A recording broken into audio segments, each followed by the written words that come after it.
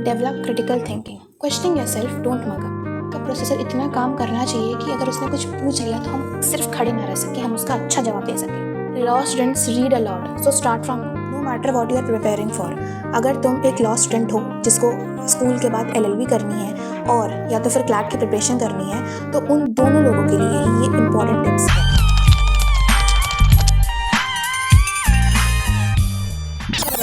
If you are in class 11th and interested in law, then this is a perfect time to build a strong base. You don't need to be a genius, you just need to be a smart and consistent.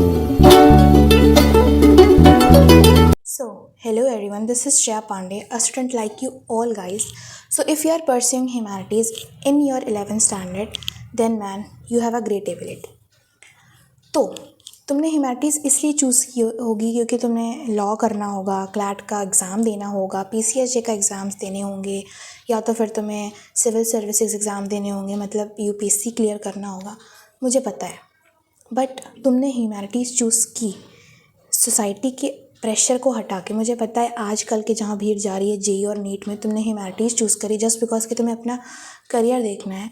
भाई, लोगों को अगर law भी करना है ना, तो society बोलती है कि भाई साइंस से भी तो हो सकती है लॉ। अरे भाई क्यों, जब ह्यूमैनिटीज़ स्ट्रीम बनी ही है लॉ के लिए तो मैं क्यों साइंस लूँ। मेरी फेवरेट सब्जेक्ट साइंस है guys, but I choose humanities क्योंकि मुझे अपने 2 साल बर्बाद नहीं करने होते। क्योंकि 11th और 12th का बेस होता है, जो कॉम्पिटिटिव एग्ज़ाम्स होते हैं उसमें ज़्यादातर जो क्वेश्चंस होते हैं वो स्कूल लेवल के ही आते हैं। तो अगर तुमने ह्यूमैनिटीज़ चूज़ की है इन सब पेपरों के लिए, कॉम्पिटिटिव एग्ज़ाम्स के लिए, then you are on right track. जैसे अगर किसी इंसान को JEE करना होता है या नीट करना होता है तो वो 11 से ही अपनी जर्नी स्टार्ट कर देता है, तो तुम्हें भी 11 से ही अपनी लॉ की जर्नी स्टार्ट करनी होगी। तो आज की इस वीडियो में मैं तुम्हें 10 ऐसे टिप्स दूंगी लॉ से रिलेटेड जो कि तुम अपने स्कूल करियर से ही चालू कर दो। No matter what you are preparing for. अगर तुम एक लॉ स्टूडेंट हो जिसको स्कूल के बाद LLB करनी है और या तो फिर क्लैट की प्रिपरेशन करनी है, तो उन दोनों लोगों के लिए ही ये इंपॉर्टेंट टिप्स है। कुल मिला के जितने भी लॉ स्टूडेंट हैं, मतलब जो जिनको करना है लॉ लिटरली, उनके लिए ये 10 टिप्स बहुत ज़्यादा इंपॉर्टेंट है। Here are some practical and important tips for you guys. Number 1, start with basic subjects like political science, history, English. और हाँ, focus on understandings like what is constitution, what is rights, how many types of constitution, how many types of rights, fundamental rights, इन सब के बारे में। और read NCERT properly, like मतलब NCERT में बहुत ज़्यादा ज्ञान होता है। तो अगर तुम 11th के NCERT या 12th के NCERT अभी पढ़ोगे तो तुम्हें, अगर तुम कोई आर्ग्यूमेंट भी कर रहे हो, अगर तुम कोई केस भी लड़ रहे हो ना, तो वहाँ भी तुम्हें काम आएगी और तुम्हारे बोर्ड के एग्ज़ाम में तो आएगी ही आएगी, कहीं ना कहीं तो काम आएगी ही आएगी। तो read NCERT properly. Tip number 2, improve your reading habit. Law students read a lot, so start from now.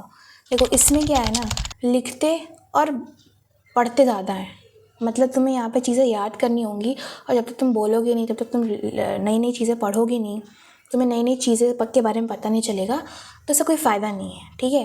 So improve your reading habit. तुम बहुत सारी चीज़ें पढ़ सकते हो, जैसे आर्टिकल्स हो गए, न्यूज़पेपर हो गया, और आजकल तो AI का ज़माना है, तुम इसमें कुछ भी डालोगे, पैराग्राफ लॉ से रिलेटेड या कुछ भी, पोएम, स्टोरीज़ वगैरह कुछ भी। पोएम क्यों याद करोगे भाई, पोएम क्यों पढ़ोगे मतलब। तो हो सकता है, ज़रूरी नहीं है तुम न्यूज़पेपर ही पढ़ो, कुछ भी कर सकते हो भाई, फ़ोन में ही न्यूज़पेपर ला दो, सिंपल सिंपल इज दैट। तो वही बात है, कुल मिलाकर तुम्हें पढ़ना ही है, रीडिंग करनी है, तो reading. Number 3, which is most important and my favourite also, which is work on vocabulary and communication. तो इसमें तुम्हें हर रोज़ नए वर्ड सीखने होंगे, लीगल टर्म्स के, और भी सीखो भाई, लीगल टर्म्स के नहीं, लीगल टर्म्स के साथ साथ नए नए वर्ड सीखो इंग्लिश के, और खुद के सामने बोलो, ठीक है। खुद से बात करो, अकेले में बात करो, शीशे के सामने बात करो, कॉन्फिडेंटली बात करो। इसमें होता है ना कि अगर इसकी इंग्लिश अच्छी है या अच्छा कॉन्फिडेंटली बोल सकता है तो पक्का इसको लॉ में जाना चाहिए, इसको एडवोकेट बनना चाहिए। तुमने कहीं ना कहीं तो सुना ही होगा कि भाई ये लॉयर है, पक्का इसकी इंग्लिश अच्छी होगी। तो वही बात है, तुम बस इस पर लग जाओ भाई। अगर नहीं है ना तो अभी भी टाइम है, तुम कर सकते हो भाई, इंग्लिश बोल सकते हो, कॉन्फिडेंटली बोल सकते हो। मुझे भी ऐसा नहीं है कि मुझे पूरी इंग्लिश अच्छी आती है, बहुत बहुत अच्छी इंग्लिश आती है, मैं फ्लुएंटली एकदम फ्लुएंटली बोल सकती हूँ फॉरेनर्स की तरह, नहीं भाई। मुझे भी आता है, मुझे इतना ज़्यादा नहीं आता, बट आई प्रैक्टिस डेली, ठीक है। मैं बोलती हूँ अकेले में सबके सामने। और अगर तुम इंट्रोवर्ट हो ना, तो प्लीज़ अगर तुम्हें लॉ में जाना है तो प्लीज़ अपने आप को थोड़ा सा इंट्रोवर्ट से थोड़ा सा एक्सट्रोवर्ट बना लो। मैं ज़्यादा नहीं बोल रही बनाने को, क्योंकि भाई I am also an introvert, तो मैं तुम लोग की फीलिंग समझ सकती हूँ कि एज अ इंट्रोवर्ट ये कितना ज़्यादा टफ सिचुएशन होता है किसी के लिए। तो हाँ, लेकिन अगर तुम्हें इधर जाना है तो तुम्हें इतना तो करना ही पड़ेगा। सेकेंड थिंग जो चीज़ है इसमें वोकैबुलरी इन कम्युनिकेशन में, इसमें है एक और चीज़ है राइटिंग का। ठीक है, तुम जो जो पढ़ते हो, याद करते हो, उसको लिख लो, उससे तुम्हारी राइटिंग भी इम्प्रूव होगी।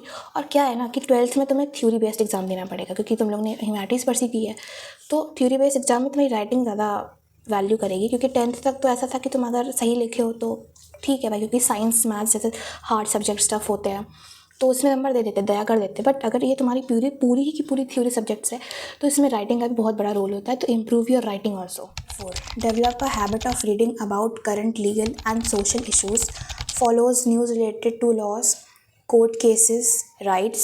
This will help you to understand that how it works in real life and also improve your general knowledge. तो कुल मिला के तुम्हें इसमें एकदम इंटरेस्ट लाना है, सब कुछ छानबीन कर लेनी है कि ये कैसे काम करती है, क्या क्या फॉर्मेलिटीज़ होती है, क्या क्या प्रोसेस होता है, मतलब सब कुछ एक मतलब ऑथेंटिक तरीके से जो है इसका क्या केस है वो तुम्हें पूरा इसमें देखना है। तो ये तुम्हें काम करता है एंट्रेंस एग्ज़ाम के लिए और आगे की लीगल स्टडीज़ के लिए। तो ये बहुत ज़्यादा इफ़ेक्टिव पॉइंट है कि तुम्हें एक प्रोफेशनलिस्ट की तरह ये सब पता होना चाहिए कि अगर तुम किसी को सामने एक्सप्लेन कर रहे हो तो वो अच्छी तरह से समझ जाए और उसको लगे कि हाँ भाई इसको ज्ञान है। Number 5, develop critical thinking, questioning yourself, don't mug up. मतलब समझने की ज़रूरत है, रटने की ज़रूरत नहीं है। Don't accept things, question them and analyse them. मतलब being a law student it is very important to question yourself and from others also, क्योंकि अपोजिशन पार्टी से पूछना बहुत ज़रूरी होता है, क्यों हुआ, कब हुआ। और हाँ, अगर कोई आर्ग्यूमेंट हो रही है तो हमें दोनों साइड के मैटर के बारे में पता होना चाहिए। ऐसा नहीं है कि खाली तुम्हें अपने मैटर के बारे में पता है और वो कुछ भी सवाल पूछ लिया तुम वहाँ पे खड़े नहीं रह सकते हो। मतलब इसमें एक सडन रिएक्शन आना चाहिए। हमारे दिमाग का प्रोसेसर इतना काम करना चाहिए कि अगर उसने कुछ पूछ लिया तो हम सिर्फ खड़े ना रह सकें, हम उसका अच्छा जवाब दे सकें। तो अगर तुम ये घर पे प्रैक्टिस करे रहोगे या छोटे मोटे डिबेट कॉम्पिटिशन में प्रैक्टिस करे रहोगे तो ये सब चीज़ें तुम्हें जानने को मिलेंगी कि हाँ भाई यहाँ मेरी गलती थी, उसने मुझसे ऐसा सवाल पूछा तो मैं उसका जवाब नहीं दे पाया। सो इम्प्रूव दीज थिंग्स, क्योंकि law is all about logic and reasoning. Number 6, practice writing answer. ये मैंने टिप नंबर 3 में भी शायद बताया था तुम लोग को, बट ये अलग है। मतलब इसमें तुम्हें केस बेस्ड क्वेश्चंस के प्रैक्टिस करने चाहिए अपने 11th और 12th के क्लासेस के लिए, मतलब बोर्ड्स के लिए। और तुम्हें प्रेजेंटेशन एंड क्लैरिटी पर भी ध्यान देना चाहिए और वेल स्ट्रक्चर्ड आंसर पर ध्यान देना चाहिए, मतलब बॉडी, इंट्रो, इन सब चीज़ों पर। ये एक अच्छा मतलब मार्क्स गेनिंग टिप है कि मैंने वैसे किया था अपनी एसएसटी के पेपर में, तो मतलब 9th के पेपर में किया था मैंने। 10th के पेपर में मुझे इतना पता नहीं था कि भाई पता चला कि पता मार्क्स वार्क्स नंबर काट ले मेरे, तो इसलिए मैंने नहीं किया भाई, बोर्ड से खिलवाड़ नहीं। मैंने ये 9th में किया था और I got full marks in my 9th। पूरे क्लास में फाइनल एग्जाम्स में मुझे सबसे ज़्यादा एसएसटी में नंबर मिले थे क्योंकि मैंने ऐसा सब कुछ किया था। Number 7, learn basic legal words. तुम छोटे मोटे लीगल टर्म्स, मतलब छोटे मोटे नहीं, काफ़ी होते हैं भाई लीगल टर्म्स के वर्ड्स, तुम उससे याद करो। ठीक है, लाइक तुम याद कर सकते हो what is FIR, PIL, constitutions, मतलब जो भी रिलेटेड लॉ से रिलेटेड चीज़ें वर्ड्स हैं। मैं पता है मैं रोज़ इन वर्ड्स को लिखती हूँ लॉ से रिलेटेड ChatGPT पे डाल के, और उन्हें 10-5 अपने एबिलिटी के हिसाब से 10-5 उन्हें रोज़ याद करती हूँ अच्छी तरह से, कि अगर विटनेस वगैरह के बारे में हो गया, और एडवोकेट क्या होता है, जज क्या होता है, और फेलोनी क्या होता है, मेसिडेनेस क्या होता है, प्रेसिडेंट क्या होता है, ये सब जो अगर तुम इंटरेस्टेड होगे तो तुम प्लीज़ पढ़ लेना इसको, क्योंकि ये जो लीगल वर्ड्स हैं ये बहुत बहुत बहुत काम आते हैं लॉ में। मैंने जितने भी पॉडकास्ट देखे हैं या तो फिर जितने भी टीचर्स देखे हैं वो ये सब बताते हैं। और तुम लोग को लगता होगा कि मैं भी तो तुम लोग के साथ ही पढ़ रही हूँ तो मुझे इतनी सारी जानकारी कैसे हो सकती है, क्या मैं तुम्हें फालतू के ज्ञान दे रही हूँ। तो भाई मैंने इन सब चीज़ों पर बहुत ज़्यादा रिसर्च की, मैंने अपने टीचर से ये सब जो है सलाह लिया, एडवाइसेस ली कि अगर हम ऐसे ऐसे हैं तो हम क्या कर सकते हैं अपने इस लॉ जर्नी के लिए। तो उन्होंने मुझे ये सारे पॉइंट्स लिख के दिए। मैं अगर तुम्हें दिखा दूँ तो दिख रहा होगा भाई, पता नहीं, मुझे नहीं दिख रहा। तो उन्होंने ये सारे पॉइंट्स मुझे लिख के दिए कि तुम ये पॉइंट्स बताओ इससे तुम्हें भी हेल्प होगी और उन्हें भी हेल्प होगी। तो मैं ये कोई अपने से ज्ञान नहीं दे रही, जो मतलब मेरे जो टीचर हैं उन्होंने 5 साल का LLB किया, BLLB की, और फिर वो PCSJ का एग्ज़ाम क्रैक कर लिए, तो तुम समझ सकते हो भाई। तो यही उन्होंने टिप्स दी, तो मैं कोई अलग से नॉलेज नहीं दे रही, मैं जो उन्होंने बोला मैं तुम्हें बता रही। नंबर 8, टाइम मैनेजमेंट, जो कि बहुत लोगों का प्रॉब्लम है, मेरा भी है भाई। मुझे बहुत प्रॉब्लम होती है, मुझे समझ नहीं आता मेरा फालतू का टाइम पता नहीं कहाँ चला जाता है, मतलब ऐसे ही चला जाता है भाई, देखते देखते 10 बज जाते हैं भाई, यही सब है। But from now you have to work on it, make a perfect balanced schedule, जिसमें कि तुम्हें अपना स्कूल, कोचिंग, लीगल स्टडीज़ और भी तरह की चीज़ें मैनेज करनी होंगी, तो इसके लिए टाइम निकालना पड़ेगा। अवॉइड डिस्ट्रैक्शंस, ठीक है, don't waste time on distraction, just focus on your goal. इधर उधर की चीज़ें मत देखो भाई, just focus on your goals. Number 9, communicate with your seniors.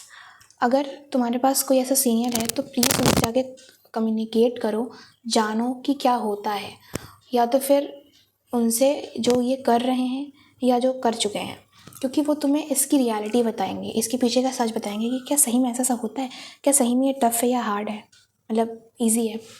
तो ये बहुत बहुत बहुत काम आता है भाई, क्योंकि तुम्हें जानना चाहिए ना कि भाई क्या हो रहा है, क्या हो सकता है, क्या हम ये कर पाएंगे, हमारी एबिलिटी तक है ये कि नहीं, क्योंकि भाई ये बहुत मैटर करता है।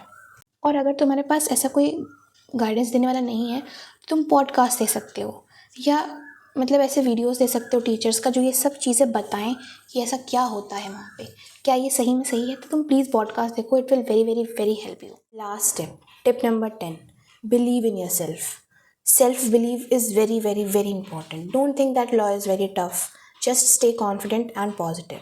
अगर मानो तो सब आसान है, न मानो तो सब मुश्किल है। होप सो तुम्हें ये 10 टिप्स बहुत इफ़ेक्टिव लगी होंगी as a student of law, क्योंकि ये सब मैंने अभी मिनिमल चीज़ें बताई हैं जो कि एक स्कूल वाले स्टूडेंट को करना चाहिए, ज़्यादा प्रेशर नहीं करना चाहिए। बट अगर तुम्हें लॉ करनी है तो 11 से ही अपनी जर्नी स्टार्ट करनी होगी, क्योंकि ये बहुत ही बिग टाइम होता है, गोल्ड टाइम होता है अपनी स्ट्रीम्स को चूज़ करने के लिए, अपने फ्यूचर को चूज़ करने के लिए एक तरह से। सो start from now, just do it, just get. तो मिलते हैं अगले और नई वीडियोस में, तब तक के लिए stay consistent and stay happy. Bye bye.